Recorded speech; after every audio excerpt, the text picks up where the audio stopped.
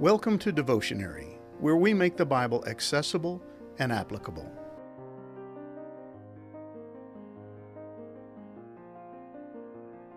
The final chapter of the book of Numbers is not quite what one might expect. Chapter 36 introduces us to 5 daughters of a man named Zelophehad. He had a problem.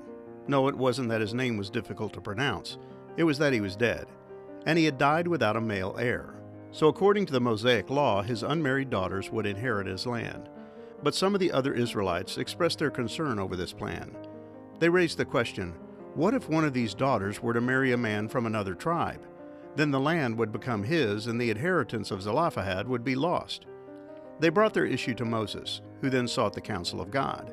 And what we see is God implementing a solution that had an immediate impact and long-term implications.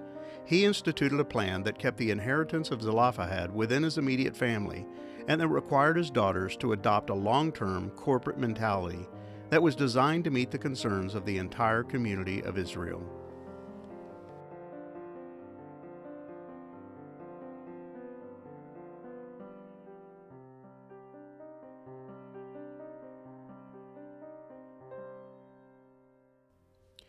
Just as the Lord had commanded Moses, so the daughters of Zelophehad did. Numbers 36, verse 10.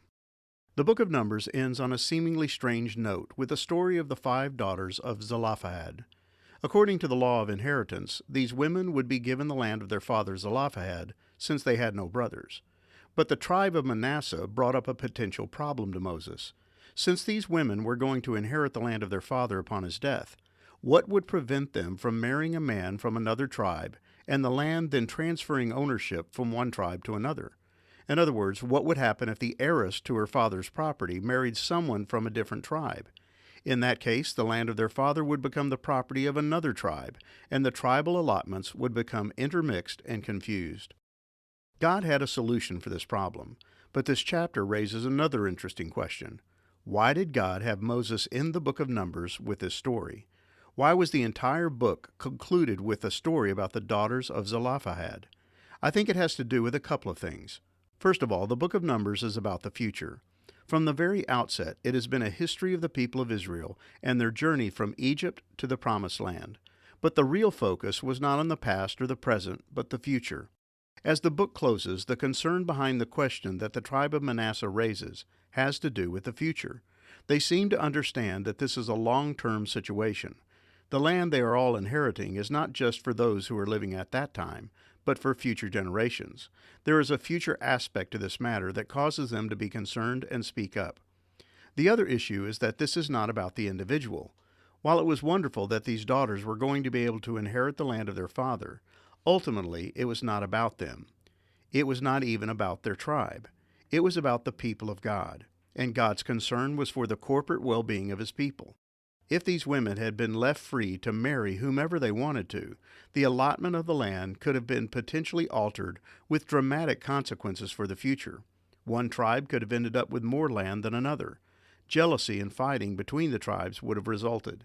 So God came up with a plan by which the daughters were free to marry, but within certain constraints. They had to marry someone from within their own tribe.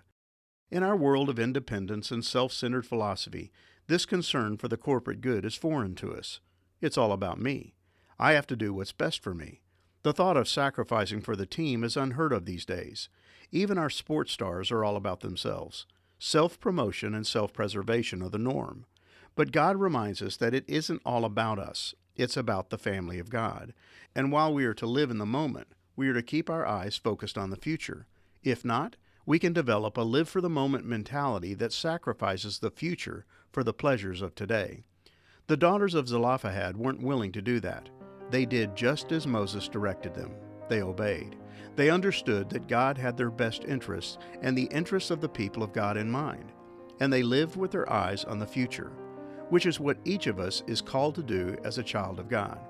It isn't about me and my happiness. This is about the people of God.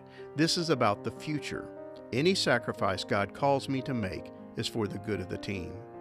Father, it has always been about the future for you. You have the end in mind. I can so easily get caught up in the here and now and lose sight of the finished work you have in mind. I can also become so self-focused that I forget that you have a plan for the people of God as a whole. It is not all about me. Give me a future perspective and a corporate concern that allows me to listen to you instead of my own selfish desires. Amen.